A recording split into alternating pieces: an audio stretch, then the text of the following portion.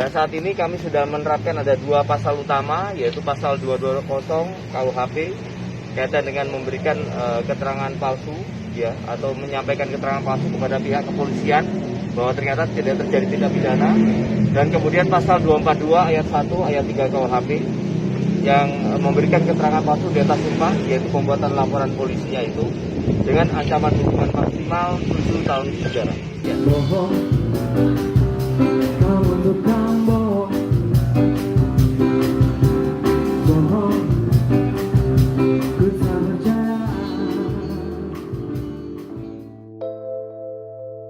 Ine Siti Nurjana, perempuan berusia 31 tahun yang mengaku korban begal 1,3 miliar rupiah di Garut ini ternyata berbohong. Sempat menangis histeris sehingga harus dibawa ke puskesmas setelah mengaku dibegal. Ine ternyata mengelabui polisi.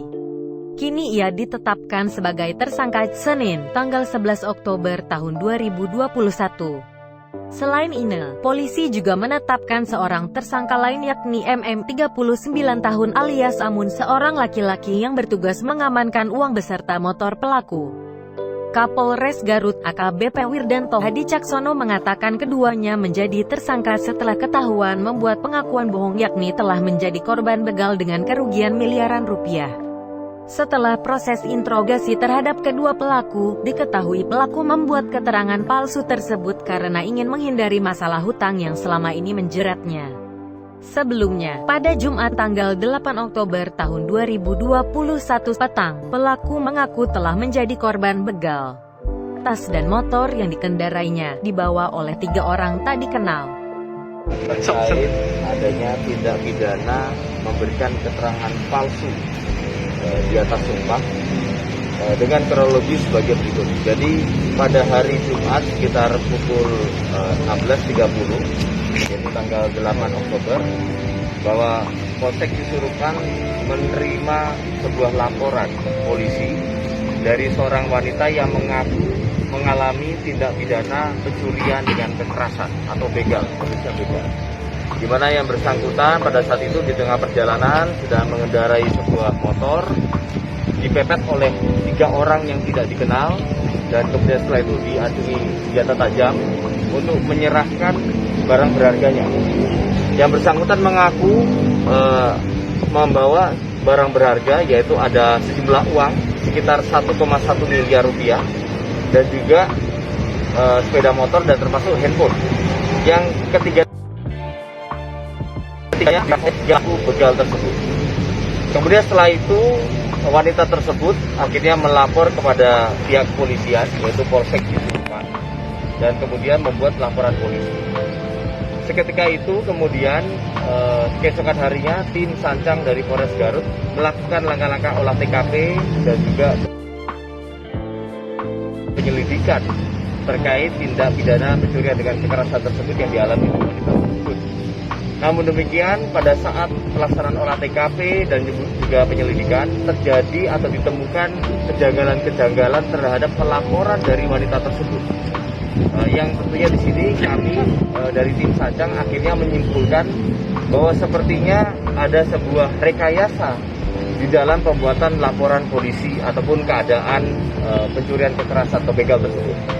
Setelah dilakukan pemeriksaan secara intensif, kemudian akhirnya terjadi pengakuan dari wanita tersebut, ya, bahwa yang bersangkutan ternyata tidak dibegal atau tidak terjadi sebuah tindak pidana pembegalan. Yang bersangkutan rupanya memang sengaja untuk memberikan laporan atau keterangan palsu kepada pihak kepolisian dengan alasan katanya terlilit oleh hutang. Oleh karena itu, yang bersangkutan akhirnya merekayasa suatu situasi tersebut supaya orang-orang yang lain atau mungkin juga termasuk para penagih hutangnya juga percaya. Dan kemudian oleh karena itu kita sudah menetapkan ada 2 orang tersangka, yaitu satu adalah TSK IS 31 tahun, ibu rumah tangga yang melaporkan atau membuat laporan polisi, dan juga TSK MM yang merupakan rekan dari ibu IS ini yang membantu atau turut serta di dalam menyembunyikan motor yang ternyata selama ini disimpan di lokasi gudang yang dimiliki oleh TSKNM ini. Ines sempat kesulitan untuk dimintai keterangan lantaran berpura-pura alami shock. Bahkan sempat dibawa ke pelayanan kesehatan dan diberi alat bantu pernapasan. Atas perbuatannya tersebut, Ine dan MM terancam hukuman 7 tahun penjara. Ia dijerat dengan pasal 242 ayat 1 dan ayat 3 KUHP.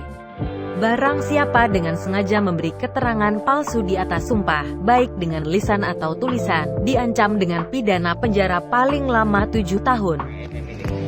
Dan saat ini kami sudah menerapkan ada 2 pasal utama, yaitu pasal 220 KUHP kaitan dengan memberikan keterangan palsu, ya, atau menyampaikan keterangan palsu kepada pihak kepolisian bahwa ternyata tidak terjadi tindak pidana, dan kemudian pasal 242 ayat 1 ayat 3 KUHP yang memberikan keterangan palsu di atas sumpah, yaitu pembuatan laporan polisinya itu dengan ancaman hukuman maksimal 7 tahun penjara. Ya.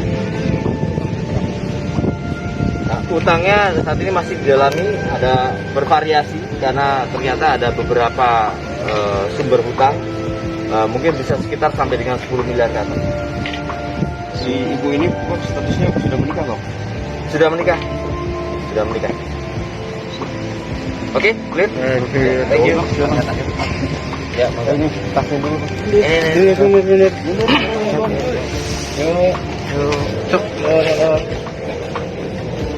Ini udah 1, 2, 3. Motornya mana?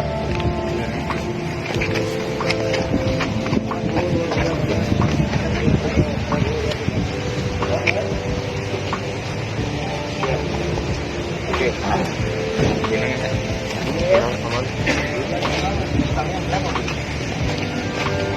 Berapa utang? Hah? Besar. Totalnya berapa totalnya? Berapa? Ya, yang kedua 40 juta jadi 6 miliar. Iya, jadi 6 miliar. Emang itu dulu utangnya karena utang buat apa? Buat bisnis tapi macet. Oh gitu. Itu ngutangnya sudah lama. Baru 6 bulan utang. Kemudian sekarang berarti ibu tidak bisa membayar, kemudian mereka yang salah melapor. Oke, gitu. Oke.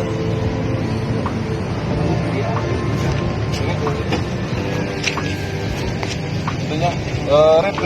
Ya, langsung red.